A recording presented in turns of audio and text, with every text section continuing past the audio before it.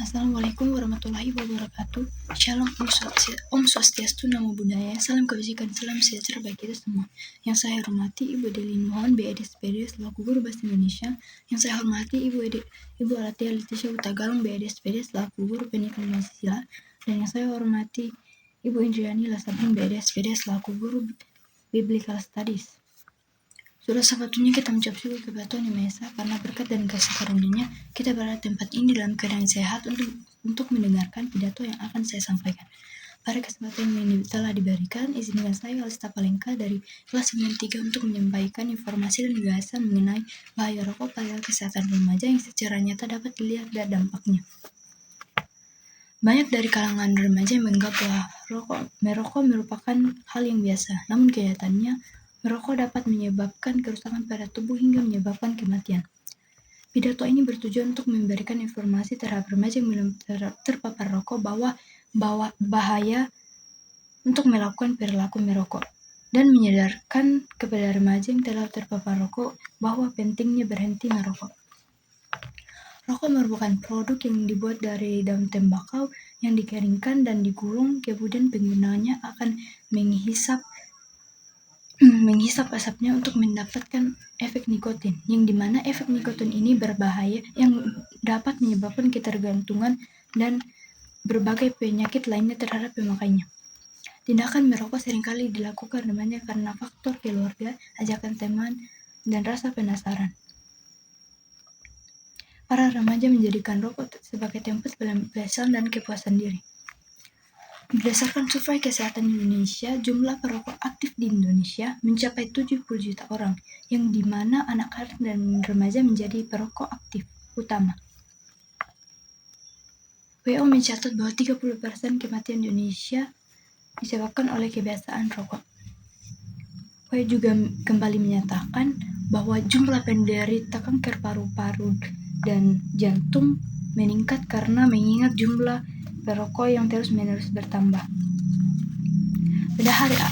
Para hadirin sekalian, coba bayangkan jika jumlah remaja yang merokok terus-menerus bertambah, apa yang akan terjadi pada kesehatan, pendidikan, dan masa depan mereka. Dalam hal ini, pemerintah menerapkan beberapa solusi yang dapat diterapkan oleh remaja, seperti menjaga pergaulan, mengikuti program anti rokok, bergabung dengan program kesehatan, serta menjauhi teman-teman yang merokok. Selain itu, diperlukan kesadaran diri untuk mengatasi kebiasaan rokok ini. Pasal 234 ayat 1 Undang-Undang Nomor 17 Tahun 2023 tentang Kesehatan menegaskan bahwa anak di bawah 18 tahun dilarang untuk mengonsumsi produk tembakau karena berbahaya bagi kesehatan diri sendiri dan orang lain. Pidana denda paling banyak sekitar 500 sampai 50 juta rupiah. Dalam hal ini diperlukan peran orang tua untuk mengatasi kebiasaan rokok yang dilakukan oleh remaja. Sebagai remaja pun kita seharusnya menjaga kesehatan dengan tidak merokok. Dunia ini telah dipenuhi oleh dosa yang membuat hubungan kita dengan Allah putus karena manusia yang diberikan free will namun dipergunakan untuk melakukan dosa. Kita sebagai orang percaya perlu menentang perilaku merokok ini karena tidak sesuai dengan nilai ketuhanan dan norma agama. Nilai ketuhanan mengajarkan kita agar selalu patuh terhadap perintah Tuhan dan tidak melanggar perintahnya.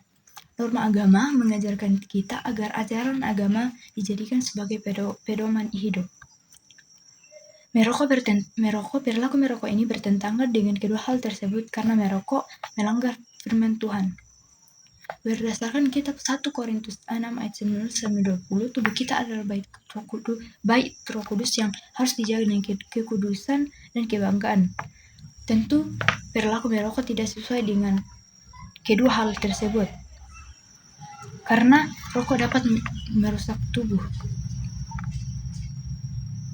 Dalam hal ini kita dapat mengetahui bahwa rokok merupakan dosa karena tidak sesuai dengan perintah Tuhan dan ajaran kekristenan.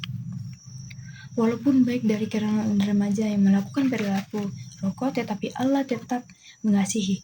Allah memberikan kesadaran terhadap beberapa remaja bahwa apa yang mereka lakukan itu salah.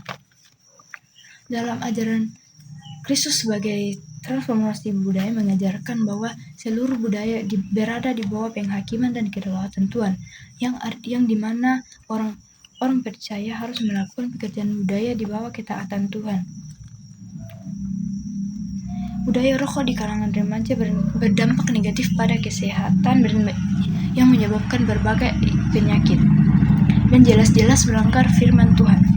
Oleh karena itu, kita sebagai orang Kristen harus mengubah budaya rokok dan meningkatkan kebaikan Tuhan dengan menjaga dan menghormati tubuh sebagai pemberiannya. Langkah preventif yang dapat diterapkan dalam lingkungan keluarga seperti membangun lingkungan keluarga yang harmonis dengan menghindari perselisihan antara keluarga, terutama orang tua, sehingga tidak terjadi broken home. Selain itu, orang tua harus memberikan perhatian lebih terhadap anak dan tidak terlalu memanjakan anak. Dalam lingkungan sekolah, seseorang yang dapat menolong anak adalah guru. Guru perlu memperkuat motivasi belajar anak dan lebih mendisiplinkan anak, terutama dalam kehadiran ke sekolah. Guru juga perlu mendukung anak dalam proses belajar sehingga anak tidak terlalu merasa tertekan. Dalam hal ini, guru menunjukkan kesabaran, kepedulian, dan kasih sayang seperti kasih Kristus kepada kita. Dalam hal mencegah kenakalan remaja, yaitu merokok, masyarakat juga berperan dalam hal ini. Masyarakat perlu melakukan pengawasan yang ketat untuk mengatasi akses remaja untuk melakukan perilaku merokok. Selain itu, masyarakat juga perlu memberikan kesempatan kepada anak muda untuk terlibat lebih dalam kegiatan lebih positif seperti gotong royong. Langkah represif yang dapat diterapkan dalam lingkungan keluarga adalah lebih mendisiplin anak terhadap peraturan yang telah disepakati dan menghukum anak jika melanggar peraturan tersebut. Dalam hal ini, orang tua membawa anak ke jalan yang benar seperti yang tertulis pada kitab Amsal 22 ayat 6 yang menjelaskan bahwa orang tua harus mendidik anaknya agar terus berada pada jalan yang benar. Di dalam lingkungan masyarakat, langkah represif yang dapat dilakukan yaitu menasihati remaja yang melakukan tindakan merokok dan mencari jalan keluar dengan cara mendiskusikan kesalahan yang dilakukan oleh anak terhadap orang tua anak yang bersangkutan. Dalam hal ini, masyarakat perlu memberikan dukungan dan kepedulian remaja dan orang tua sebagaimana Tuhan mengajarkan kita untuk saling tolong-menolong. Dalam lingkungan sekolah, pihak sekolah memberikan hukuman dan teguran terhadap anak yang melanggar aturan sekolah, sehingga anak yang bersangkutan tidak berani lagi untuk melakukan hal serupa dan menjerit teman-teman yang lainnya agar tidak melakukan hal serupa juga. Dalam hal ini, pihak sekolah perlu memiliki tujuan untuk mendisiplinkan anak serta mendidik remaja bukan hanya sekedar memberikan hukuman, tetapi menyadarkan bahwa Allah ingin anak-anaknya untuk segera bertobat. Melalui solusi di atas, kita dapat menolong remaja untuk lepas dari perilaku merokok. Perlu diingat bahwa hidup lebih sehat dan bermanfaat tanpa rokok. Sebagai makhluk ciptaan Tuhan yang paling mulia, kita perlu menjaga rokok sebagai pemberiannya yang paling mulia. Selain itu, kita juga perlu menolong sesama agar berada pada jalan yang benar. Kita perlu menolong orang-orang pada jalan benar, namun perlu diingat untuk tidak lupa menolong diri sendiri agar berada pada jalan yang benar.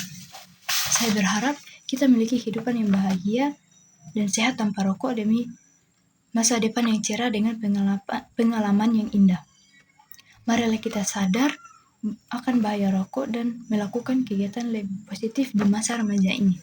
Demikian informasi dan gagasan yang dapat saya sampaikan. Semoga hal yang dapat saya sampaikan kita jadikan pedoman dalam kehidupan sehari-hari. Mohon maaf bila ada salah kata ataupun perilaku. Terima kasih. Wassalamualaikum warahmatullahi wabarakatuh. Shalom. Om Swastiastu. Namo Buddhaya. Salam kebajikan. Salam sejahtera bagi kita semua.